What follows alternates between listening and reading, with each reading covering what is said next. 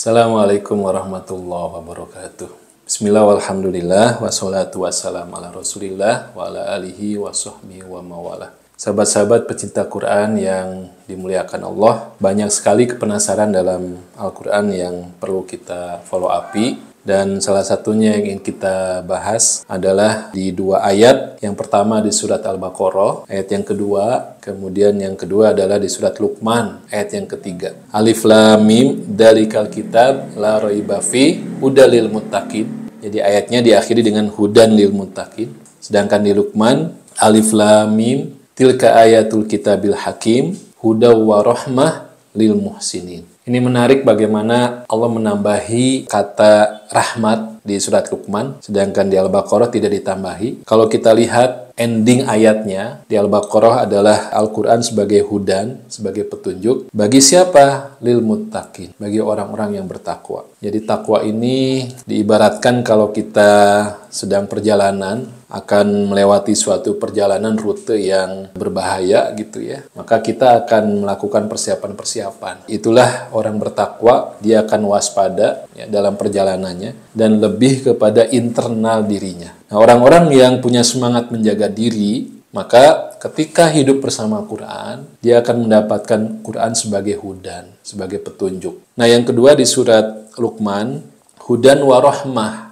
Al-Quran akan menjadi petunjuk dan rahmat. Bagi siapa? Lil muhsinin. Bagi orang-orang yang muhsin. Ahsana yuhsinu ihsanan. Fahuwa muhsinun. Ini menggunakan pola berbuat baik untuk keluar dirinya. Ahsana itu berbuat baik untuk di luar dirinya.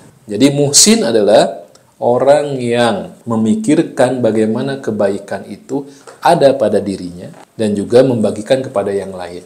Nah, maka ini kan kualifikasi orang yang lebih tinggi daripada muttaqin. Orang muttaqin itu fokus kepada bagaimana penjagaan dirinya sendiri, sedangkan muhsin ya, memperbaiki diri dan juga bagaimana orang lain itu mendapatkan kebaikan-kebaikan yang dia rasakan. Maka dari itu, orang yang seperti ini Allah tambahi balasan Qur'annya tidak hanya hudan, tidak hanya petunjuk, tapi juga ada rahmat. Dalam satu hadis bagaimana Allah itu berada dalam kondisi menolong hambanya, maka nal abdu fi auni akhihi. Manakala hambanya itu menolong saudaranya yang lain gitu. Intan surullah yansurkum. Jadi konsep ayat-ayat ini menambahi ya penjelasan tentang kenapa ada tambahan hudan dan rahmat ya untuk orang-orang yang muhsinin. Jadi sahabat-sahabat, memang kehidupan kita ini harus punya misi, tidak hanya untuk diri sendiri, tapi bagaimana kita keluar ya dari kungkungan, fokus memikirkan diri sendiri, yang tentu saja tidak akan ada habis-habisnya yang namanya kehidupan. Pasti ada saja. Selesai yang ini, pasti ada yang lain, ada yang lain. Nah, ini jangan sampai menghalangi kita untuk berbuat baik kepada yang lain, menolong orang lain yang ternyata dampaknya bukan saja dia berarti kehilangan waktu, kehilangan berbagai macam apa yang dia miliki ketika membagi kepada orang lain, tapi itu akan berbalik pada dirinya. Hal jazaul ihsan illal ihsan. Balik lagi.